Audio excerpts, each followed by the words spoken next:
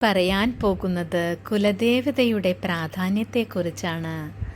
കുലദേവത എന്നാൽ സ്വന്തം പൂർവികർ ആരാധിച്ചു വന്ന മൂർത്തിയായിരിക്കും.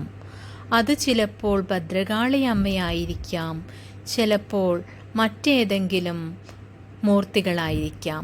ആരായാലും അവരെ നമ്മൾ എവിടെയാണ് അവരുടെ സ്ഥാനമെന്ന് മനസ്സിലാക്കി അവരെ അല്ലെങ്കിൽ ആ ക്ഷേത്രം സന്ദർശിച്ചുകൊണ്ട് അവിടെ കഴിയുന്ന വിധത്തിലുള്ള വഴിപാടുകൾ സമർപ്പിച്ചുകൊണ്ട് ദേവിയെ നിത്യേനെ അല്ലെങ്കിൽ എപ്പോഴെങ്കിലും അമ്മയെ ചെന്ന് കാണുകയും അമ്മയുടെ അനുഗ്രഹങ്ങൾ ലഭിക്കാനായി പ്രാർത്ഥിക്കുകയും ചെയ്യുക.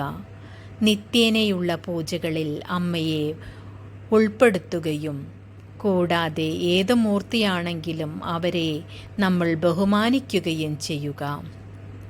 അതുവഴി മാത്രമേ നമ്മുടെ കുലത്തിന് പുരോഗതി ഉണ്ടാകുകയുള്ളൂ. നമ്മൾ പൂർവികർ ആരാധിച്ചു വന്ന ഈ മൂർത്തിയെ നമ്മളും ആരാധിക്കേണ്ടതാണ്. നമ്മുടെ പൂർവികർ അവരോട് വളരെ പ്രസാദത്തോടുകൂടെയും അവരെ വളരെയധികം ബഹുമാനത്തോടുകൂടെയും ആരാധിച്ച വ്യക്തികളായിരിക്കാം.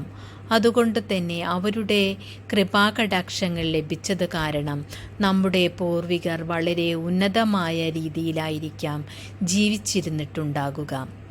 അത് ഈ കുലദേവതയുടെ അനുഗ്രഹത്താലാണ്. അതുകൊണ്ട് തന്നെ നാം എല്ലാവരും കുലദേവതയെ വളരെയധികം ബഹുമാനത്തോടുകൂടെയും നമ്മുടെ തന്നെ ഭാഗമായി കണ്ടുകൊണ്ട് പൂജിച്ചാരാധിക്കുക. എല്ലാ ക്ഷേത്രങ്ങളിലും സന്ദർശിച്ചിട്ടുണ്ടെങ്കിലും നമ്മുടെ കുലദേവതയുടെ ക്ഷേത്രമാണ് നമ്മൾ ആദ്യം സന്ദർശിക്കേണ്ടത്. എന്നാൽ മാത്രമേ നമുക്ക് ശരിയായ വിധത്തിലുള്ള ഗുണങ്ങൾ ലഭിക്കുകയുള്ളൂ. കുലദേവതയെ ആരാധിക്കാത്തവരുടെ കുലം നശിച്ചു പോകുന്നതാണ്. അതുകൊണ്ട് തന്നെ എല്ലാവരും കുലദേവത എവിടെയാണെന്ന് മനസ്സിലാക്കിക്കൊണ്ട് അവരെ പൂജിച്ചാരാധിക്കുക. അധിക കുലങ്ങളിലും ഭദ്രകാളി അമ്മയായിരിക്കും, അല്ലെങ്കിൽ ഭദ്രകാളി അമ്മയുടെ പ്രത്യേകപരമായ മൂർത്തികളായിരിക്കും അവിടെ ഉണ്ടാകുക.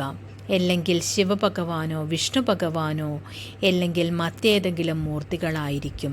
ആരായാലും അവരെ പൂജിച്ചാരാധിക്കുന്ന വഴി മാത്രമേ നമ്മൾക്ക് പുരോഗതി ഉണ്ടാകുകയുള്ളൂ, നമ്മുടെ കുലം നശിക്കാതെ നിലനിന്നു പോകുകയുള്ളൂ. അതുകൊണ്ട് അവരെ പൂജിച്ചാരാധിക്കൂ.